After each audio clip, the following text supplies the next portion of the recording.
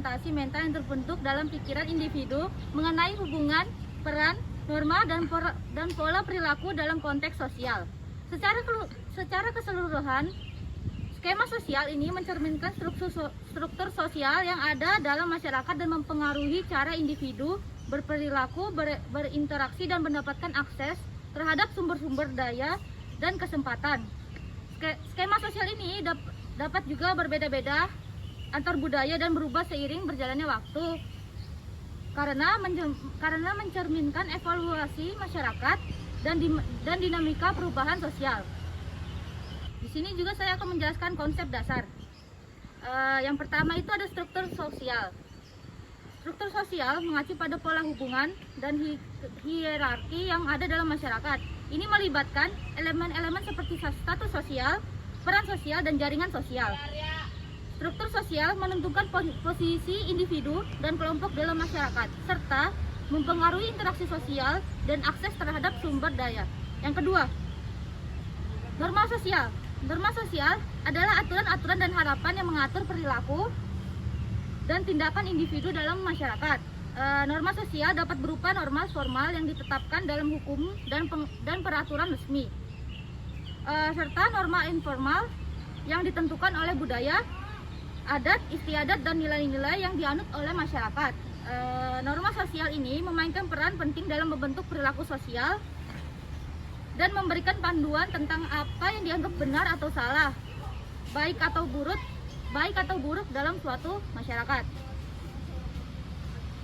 Yang ketiga, identitas sosial.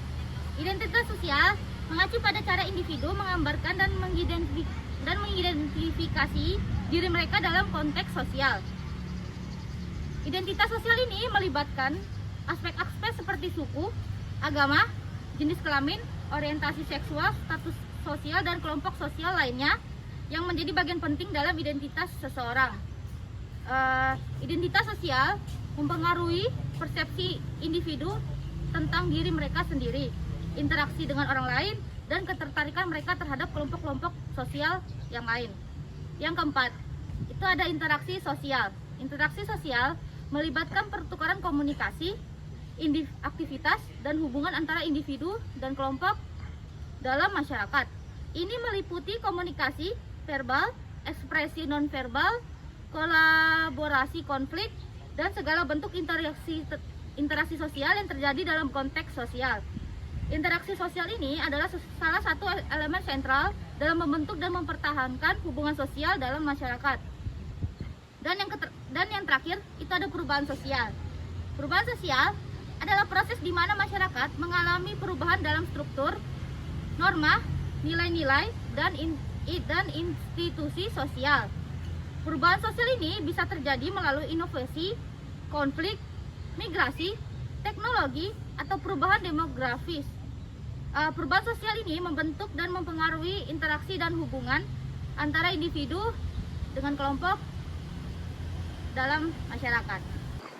Lalu teman-teman, dalam memproses skema kognisi sosial ada beberapa aspek yang perlu kita perhatikan. Yang pertama adalah memperhatikan inkonsistensi. Individu lebih cenderung memperhatikan inkonsistensi untuk membuat suatu kesimpulan untuk mengenai gejala sosial. Yang kedua adalah memperhatikan hal-hal yang negatif dalam proses kognisi sosial. Individu cenderung memperhatikan hal-hal yang negatif saja dari orang lain dalam memperhatikan kognisi sosial ini, dan tidak memperhatikan hal-hal yang baik atau hal-hal yang positif. Lalu yang ketiga ada keraguan karena motivasi. Ini bisa diartikan kepada individu yang kekurangan motivasi atau kekurangan dorongan dalam memproses informasi-informasi dari lingkungannya. Yang keempat, ada berpikir kontrafaktual. Perlu diperhatikan bahwa individu cenderung mengabaikan informasi terbaru yang ia terima atau menyimpulkan suatu berdasarkan informasi yang sudah lebih dahulu ada, sehingga informasi ini cenderung tidak up to date atau informasi ini cenderung informasi lama yang berasal dari stigma atau stereotip lama di masyarakat. Lalu yang keempat ada yang kelima ada pribadi dan benda milik. hal terakhir yang perlu kita perhatikan dalam aspek kognisi sosial adalah individu seringkali memberikan atribusi tertentu kepada orang lain berdasarkan benda yang ia miliki. Hal ini karena adanya tanggapan bahwa kepribadian seseorang tercermin dari benda-benda yang dimiliki. Ini maksudnya itu seperti ketika individu memproses informasi skema dari lingkungannya, individu ini cenderung dia cenderung menyimpulkan sesuatu itu berdasarkan benda-benda yang individu lain miliki dan dikomparasikan terhadap benda-benda yang ia miliki. Sekian yang bisa saya sampaikan dengan aspek dari skema sosial. Terima kasih. Dalam skema sosial terdapat 4 tipe. Yang pertama yaitu skema diri sendiri, yaitu skema yang berisi karakteristik diri sendiri, yang dimana self skema memiliki fungsi untuk mengorganisasikan ingatan abstrak dan konkret tentang dirinya, serta mengendalikan pemrosesan informasi yang relevan dengan dirinya sendiri. Yang kedua yaitu skema orang atau person skema, merupakan struktur kognitif yang mendeskripsikan tentang kepribadian seseorang, memuat informasi mengenai tipikal orang dan lebih berfungsi untuk mengkategorikan orang lain. Yang ketiga yaitu skema peran atau role skema, skema yang memuat konsep-konsep tentang norma dan perilaku yang sesuai bagi kelompok orang dari berbagai kategori sosial atau status tertentu. Lalu yang terakhir, yang keempat, yaitu skema kejadian atau event skema, berisi pengetahuan tentang urutan kejadian sosial. Melalui skema ini kita akan lebih memahami dan mengingat kejadian untuk mengaitkannya dengan kejadian yang sedang dialami. Skema ini membantu kita memahami dan mengingat beberapa kejadian. Itu merupakan 4 tipe dari skema sosial. Oke, selanjutnya kita bakal masuk ke dalam faktor-faktor dalam skema sosial. Faktor-faktor dalam skema sosial itu ada 7. Yang pertama itu ada norma sosial. Norma sosial itu merupakan aturan-aturan yang mengatur perilaku individu dalam suatu kelompok. Nah, norma sosial ini mempengaruhi skema sosial dengan menentukan harapan-harapan yang diterima dan norma-norma yang harus diikuti dalam interaksi sosial. Yang kedua itu adalah nilai-nilai budaya. Nilai-nilai budaya ini merupakan prinsip-prinsip atau keyakinan individu yang membentuk suatu masyarakat gitu. Nilai-nilai ini mempengaruhi cara individu memahami dan menafsirkan dunia sosial. Yang ketiga ada pengalaman pribadi. Pengalaman pribadi itu mempengaruhi karena di situ dia membentuk skema sosial dari pengalaman-pengalaman masa lalu, bagaimana cara dia berinteraksi. Yang keempat ada media dan komunikasi. Media massa dan komunikasi memainkan peran penting dalam membentuk skema sosial melalui media. Individu sendiri itu diperkenalkan pada informasi dan narasi yang membentuk pandangan mereka. Yang kelima, pengaruh sosial. Pengaruh sosial dari kelompok atau individu lain juga dapat mempengaruhi skema sosial. Pengaruh ini bisa juga datang dalam bentuk pengaruh keluarga, teman, ataupun kelompok masyarakat. Yang keenam, ada konteks sosial dan budaya. Konteks sosial dan budaya di mana individu berada juga mempengaruhi skema sosial. Faktor-faktor seperti struktur sosial, sistem nilai, tradisi, dan norma-norma yang berlaku dalam suatu masyarakat. Nah, dan yang terakhir ada peran identitas. Identitas individu termasuk identitas kelompok sosial dapat mempengaruhi skema sosial. Identitas kelompok seperti suku, agama, gender, atau status sosial dapat mempengaruhi pandangan dan penilaian individu terhadap skema sosial. Nah, selanjutnya ada tantangan dalam skema sosial.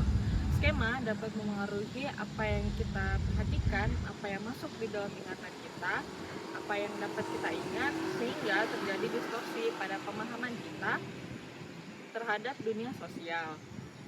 Skema juga memainkan peran penting dalam pembentukan prasangka, pembentukan suatu komponen dasar, dalam pembentukan suatu stereotip tentang kelompok-kelompok tertentu. Selain itu, skema juga dapat memberikan efek bertahan atau perseverance effect yang tidak berubah, bahkan ketika menerima informasi yang kontradiktif, contohnya yaitu menghibur diri. Kemudian, skema juga bisa memberikan efek pemenuhan harapan diri atau self-fulfilling yaitu skema yang membuat dunia sosial yang kita alami menjadi konsisten dengan skema yang kita miliki. Contohnya, perlakuan negatif terhadap minoritas. Stereotip juga tidak hanya memiliki pengaruh, tetapi juga membentuk realitas sosial melalui efek pemastian diri. Selanjutnya ada pengaruh skema terhadap kognisi sosial. Hasil penelitian mengungkapkan bahwa skema menimbulkan efek yang kuat pada 3 proses dasar, yaitu atensi, encoding, dan retrieval. Yang pertama ada attention, yaitu skema berperan sebagai penyaring. Informasi yang konsisten dengan skema lebih diperhatikan dan lebih mungkin masuk ke kesadaran. Dan selanjutnya yang kedua encoding, yaitu informasi yang menjadi fokus atensi lebih mungkin disimpan dalam memori jangka panjang. Jadi informasi yang konsisten dengan skema yang dikodekan. Dan yang terakhir ada retrieval, yaitu orang cenderung mengingat dan menggunakan informasi yang konsisten dengan skema lebih banyak daripada informasi yang tidak sesuai dengan skemanya. Sekian dari saya, terima kasih. Contoh yang saya akan jelaskan sekarang adalah contoh dari skema sosial. Tak jarang terjadi adalah kita sering membuat stereotip akan sesuatu seperti melihat orang bertato. Maka orang itu pasti jahat atau kurang baik lah gitu istilahnya. Kayak kriminal, penjahat, atau maling sekalipun. Nah, terus kayak kita tuh nggak tahu aslinya itu dia tuh kayak gimana. Mungkin dia baik, dia seorang ustadz gitu, atau mungkin yang lainnya gitu. Terus juga contoh lainnya kita ngeliat kucing. Ada orang yang takut kucing, sedangkan ada orang juga yang pecinta kucing. Nah, orang yang takut kucing itu mungkin berdasar dari pengalaman mereka yang pernah dicakar atau digigit kucing. Dan yang pecinta kucing yang karena mereka suka sama kucing, karena kucing itu lucu, imut, dan ya emang bagus. Terus juga banyak banget contoh-contoh yang kalian bisa lihat. Sekian contoh dari saya. Jadi skema sosial ini telah menjadi fenomena psikologi sosial yang telah terjadi, yang tanpa kita sadari atau kita tidak sadari telah terjadi dalam kehidupan kita sehari-hari. Stereotip dan fenomena yang terjadi ini memang sudah terjadi sejak lama. Tapi itu bukan berarti sesuatu yang harusnya kita hindari atau tidak kita lakukan, walaupun memang banyak dampak negatif yang terjadi. Dan dari sini kitalah yang kembali menentukan bagaimana cara kita melihat seseorang atau melihat sesuatu dari sudut pandang kita. Dan itulah yang menentukan skema sosial ini menjadi baik atau buruk untuk kita.